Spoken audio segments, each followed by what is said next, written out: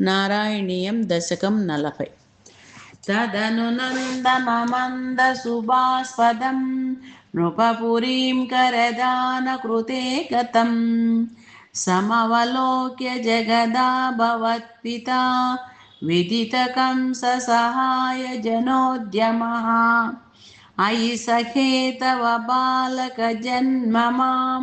సుఖయదేత్య నిజాత్మజ జన్మవత్ इति भवत्पितृताम्रजनायके समधिरोप्य शशंससात् तमादरात् इह च सन्त्यनिमित्तशतानि ते कटकसीम्नि ततो लघुगम्यताम् इति च तद्वचसा व्रजनायको भवदपायभियादृतमाययौ अवसरे खलु तत्र च काचन व्रजपदे मधुराकृतिरङ्गना तरलषट्पदलालितकुन्तला कपटपोतकते निकटं गता सपदि साहृतबालकचेतना निशिचरान्वयजा किल पूतना व्रजवधूष्विहकेयमिति क्षणं विमृशतीषु भवन्तमुपाददे ललितभावविलासहृतात्मभिः युवतिभिः प्रतिरोद्धुमपारिता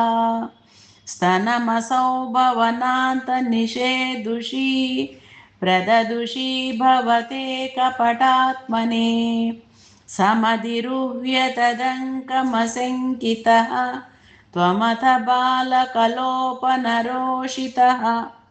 महदिवाप्नफलं कुचमण्डलं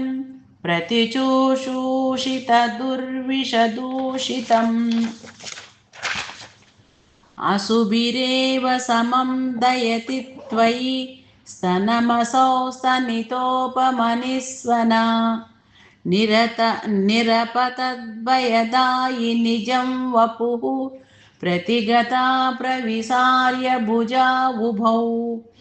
भयदघोषणभीषणविग्रह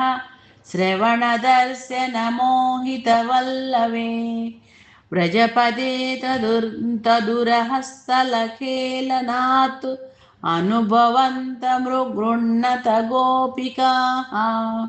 भुवनमङ्गलनामभिरेवते युवतिभिर्बहुधा कृतरक्षणः त्वमयि वातनिकेतननाथ माम् अगदयन् कुरु తావక సేవకం. ఇక్కడ నారాయణ అఖిల గురువు చెప్పక్కర్లా.